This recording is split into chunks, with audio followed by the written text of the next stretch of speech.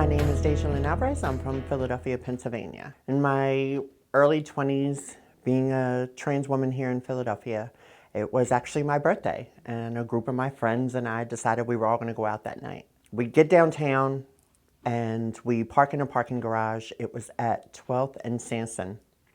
And we got out of our vehicles and we saw the officers that we nicknamed Ren and Stimpy back then. The neighborhood in Philadelphia where the gay bars are and a lot of the LGBTQ people hung out, was supposed to be a safe space, and it was a safe space for everybody except for trans people. And we weren't doing anything wrong. We were down there spending our money and having drinks just like everybody else. We came out of the parking garage, and as soon as we saw them, they came right up on us, threw us all up against the wall, called a van to come down, put us all in the back of the van. Then they took us down to the 6th District headquarters, held us in there for several hours, so for most of the night. So I spent that birthday sitting in a jail cell with a group of friends just because we were trans. We did absolutely nothing wrong.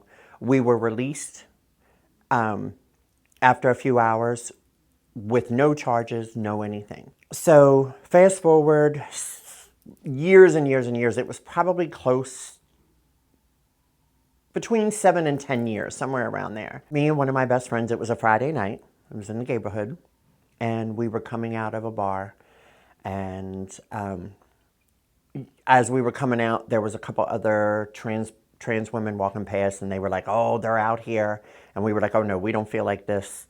So we knew we were going to head right to the next corner, which was 13th and Locust, and flag down the first cab that we could. And as we're standing there, coming up 13th, here came one of the cops in a car, and he got on the bullhorn or car speaker, whatever you want to call it, and he said, I told you fucking animals to go the fuck home. I don't know what it was about that moment, honestly, but that moment was kind of my breaking point. I said, you know what? Fuck you. Your mother's a fucking animal. And he said something else on the speaker. I don't remember, something about getting out and fucking me up or something. And I was like, really? Well, then leave your gun and your badge in your car and get the fuck out of your car. When he got out of the car, he came running towards me in my face. I'm in his face. And then other officers came up. And when the other officers came up, one of my best friends that was with me was like, oh no, you're not going to jump her. And so she stepped in, and it turned into a bit of a tussle. Once they got me in handcuffs, they put me in the back of the car with the cop that I was just fighting. He's telling me to shut the fuck up. They'll find my body behind a fucking dumpster and nobody will fucking care. He'll knock all my teeth out. And at this point, I'm so angry, I don't care if I'm in handcuffs. I'm pushing back and I'm like, fuck you. Like, I have a family that loves me. My family will not rest until they find out what happened to me. So we got to the headquarters. They had my best friend as well.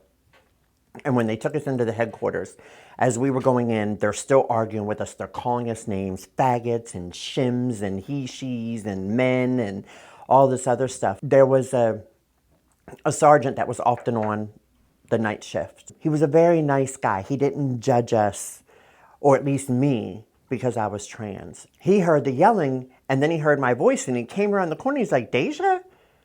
And he's like, what are you doing here? And I was like, Sarge, blah, blah, blah. And I just started like going off and telling him what had happened. He was like, just calm down, just calm down, just calm down. So I did, I calmed down.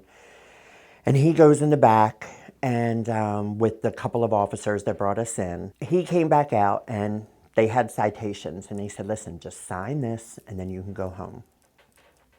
And I thought about it for a minute and my girlfriend was like, okay. And I was like, wait a minute, no. We're not signing this. I'm not signing this shit. We didn't do anything wrong, and I'm tired of it. They ended up letting us out without even having us sign the citation. That next morning, I started reaching out to any newspaper, news station, any press that would even listen to me. Got a hold of somebody at the PGN, the Philadelphia Gay News. Told my story to him, so he had the story. And then I was on the hunt for a lawyer. Went to the attorney, met with the attorney, and then the story got printed, and it was on the front page of the PGN. And then we get a phone call from City Hall. They called us down to City Hall. We go into the meeting room in City Hall. It's my first time walking into City Hall. And we walk in, and it's a big giant meeting room with a big giant table with I don't know how many chairs around it.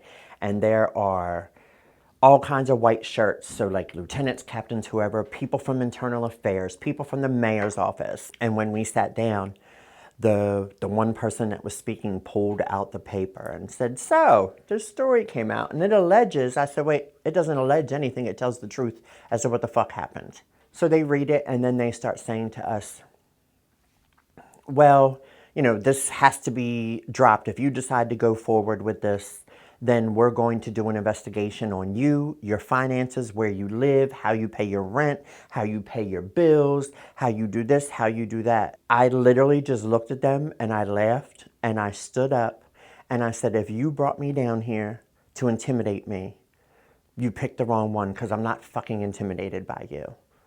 And said, fuck you, and I walked out of the room. And so went back and forth with the lawyer for a while after that, and the lawyer came back with a settlement offer, and I said, nope, not doing this for the money. There has to be something more out of this than money. And so they came back again with a settlement offer, but this time in the settlement offer was an agreement that they were going to start doing sensitivity training with any officers that were stationed in the neighborhood on how to deal with trans people, what rules they had to follow, all of those kinds of things. And for me, that was a big win. When they came with that offer, I felt empowered. I felt like, you know what? Fighting back and standing up can get results. And so we signed off on the paperwork. And we moved forward from there. They started doing the trainings. Things definitely started to change in the neighborhood. And so I started telling all of the other community members, you know, anytime we would see them, hey, if the officers harass you, call me. If the officers are bothering you, call me. Because then I was marching right down to the 6th District and saying, hey, this is what's going on. Hey, this is what's happening. Hey, this is, and I really found my voice at that point and started marching forward. I was no longer afraid to walk down the street.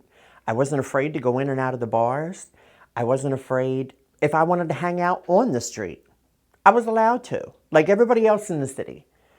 And so that was very, very empowering for me. And that was the first time that I discovered that feeling and that kind of power as a trans person.